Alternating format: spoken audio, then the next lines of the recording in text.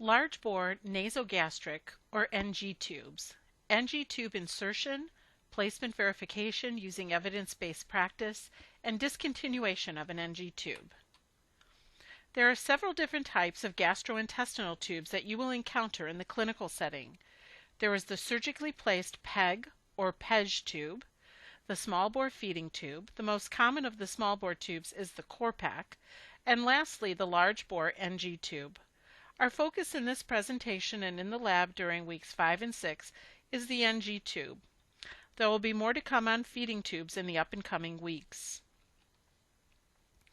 The large bore nasogastric tube is what is known as an NG tube at bedside. This tube is larger in diameter than most other gastrointestinal tubes and is made of a more rigid material. The tube pictured here is the most common type. It is the Salem-Sump NG tube.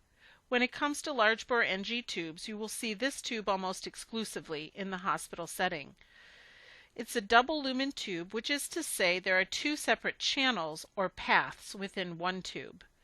The main lumen is used primarily for decompression, in other words, suctioning of gastric contents from the stomach. It can also be used to administer medications, water, feedings, contrast dye, or other fluids as needed into the stomach when the patient cannot safely swallow on their own. The second, smaller lumen is attached to a blue air vent. The air vent has an informal name at bedside. It's often called the pigtail. When the NG tube is attached to suction, the air vent pulls air from the atmosphere into the stomach to prevent the tube from latching on tightly to the stomach lining, which could cause stomach ulcers. The pigtail serves as an air vent only. It is never to be used to administer fluids into the stomach and should never be attached to the suction source. So more fast facts about the Salem-Sump NG tube. Again, it's larger in diameter and rigid. It's sized according to the French system. In the French system, there is a direct relationship between number and diameter. The bigger the number, the bigger the diameter. Perry and Potter recommend using a 14 to 16 French NG tube for adults. It is a double lumen tube with a radiopaque line, so its placement in the stomach can be confirmed by X-ray. It's typically inserted by way of the nose, but it can also be inserted by way of the mouth when there is a problem with patency of the nose, such as deviated septum, nasal polyps, nasal surgery, etc. So why is the tube used? Its primary purpose is decompression. Decompression describes the removal of accumulating fluids and gases from the stomach when peristalsis is altered or absent. A couple of common conditions, for example, that can cause an alteration in peristalsis are paralytic ileus and bowel obstruction. These conditions will cause abdominal distension, pain, and terrible nausea and vomiting. The NG tube serves to decompress the stomach, keep it empty, in other words, until peristalsis returns. This gives the patient symptom relief. The NG tube also has other uses. It can be used to obtain a sample of gastric aspirate for diagnostic evaluation. It can be used to perform gastric lavage. Gastric lavage indicates a washing out or irrigation of the stomach cavity, typically with normal saline solution. It can be used for the administration of medications, other types of fluids as needed, and tube feeding. Although it is not the preferred tube for tube feeding administration. It may be used temporarily, however, until something more long-term or permanent can be placed. This slide illustrates the anatomical pathway the NG tube follows. It's inserted typically through the nose, although it can go through the mouth as well. Both the nose and mouth lead to the pharynx. From the pharynx, the tube passes to the esophagus and then into the stomach. At the distal end of the esophagus is the lower esophageal sphincter, also called the cardiac sphincter. The presence of the tube prevents the sphincter from closing completely. This places the patient at greater risk for gastric reflux and possible aspiration. Remember, a patient with an NG tube is placed on aspiration precautions, which include the head of the bed being elevated 30 to 45 degrees at all times, functional suction equipment at bedside, as well as oxygen equipment at bedside. Contraindications to the insertion of the NG tube by the nurse are listed on this slide. Make a very careful note of all of these and commit the list to memory. These are very serious contraindications, and they will be discussed in greater detail in each lab session. Procedurally, the RN typically inserts an NG tube unless there are special circumstances that require the doctor to insert it. It's a very uncomfortable procedure, so it's important to give the patient fair warning. Clean technique is used because the GI tract is a clean environment. These tubes are placed by blind insertion, which simply means that the nurse can't see exactly where the tube is going. The nurse can encourage it into the stomach by way of the insertion technique used, but it can take a detour into the lungs instead. Before its use, placement verification is essential to be sure that it has not in fact entered the lungs. This slide includes all the supplies needed for insertion, and you can see there are many. It's included here for your reference. How then do we confirm the NG tube is in the stomach? The most critical placement check is the one immediately post-insertion. With the insertion procedure, the nurse first uses bedside techniques to assess if the tube has landed in the stomach as planned. First, ask the patient to open their mouth widely to be sure that the tube has not coiled in the back of the throat.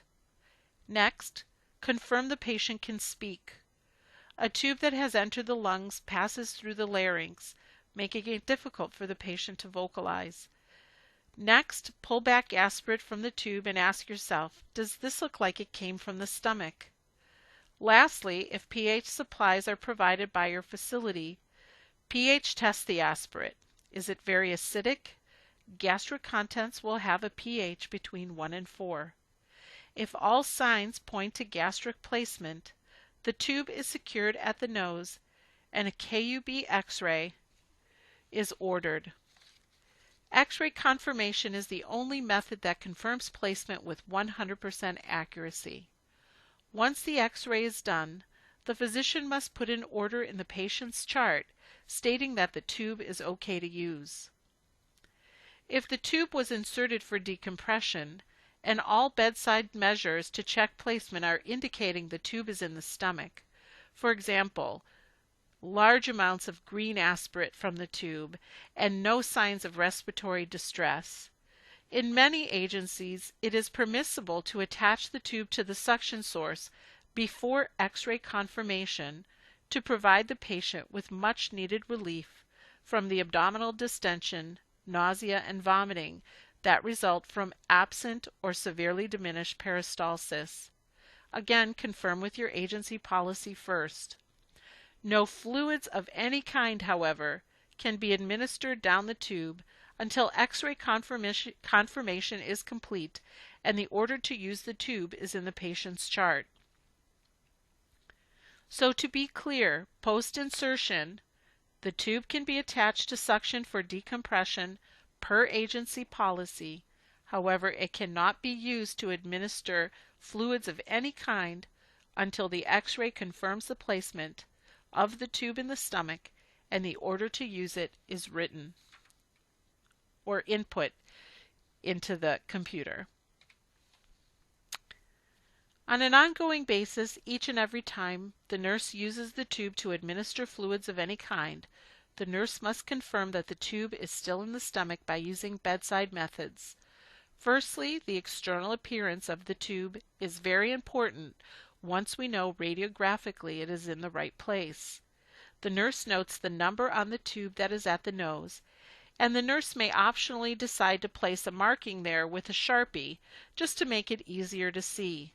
Changes in the number or the marking at the nose signal the tube has moved and the possibility that it's no longer in the stomach. Secondly, aspirate appearance. The nurse aspirates stomach contents from the tube. Does it still look like it came from the stomach? Lastly, pH. When pH supplies are available, the nurse will pH test aspirate. Gastric aspirate, remember, is very acidic, so we're looking for a pH of 4 or less. So in a nutshell, each and every time we use the tube, we check if the external appearance of the tube is unchanged, does the aspirate look gastric in nature, and is the pH 4 or less. If all of these assessments line up, so the answer to all is yes, that nothing has changed, the aspirate is green or gastric in nature and it's acidic, then we can assume that the tube is still in place and it's okay to use. These steps reflect evidence-based practice when it comes to checking or confirming NG tube placement. Unfortunately, this process, checking NG tube placement at bedside, is an area where there's a significant theory-practice gap. A theory-practice gap describes a discrepancy between what is taught in the classroom based on science and research and what is actually being done by the nurses at the bedside. A commonly seen old-school method for checking placement of NG tubes is a technique called the auscultatory method. The nurse pushes approximately 30 milliliters of air through the NG tube while simultaneously listening with a stethoscope over the stomach. If the air, a whooshing sound, is heard, this is believed to confirm placement of the tube in the stomach. In truth, science has proven this method unreliable for nearly 3 decades now, but believe it or not, it's still being used at the bedside today. Because of the position of the stomach near the lungs, the whoosh can be heard over the stomach even when the tip of the tube is in the lungs. The question is, why is this practice still being used?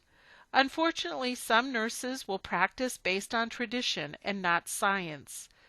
They choose to do things the way they've always been done rather than keeping in step with best practices that arise from research.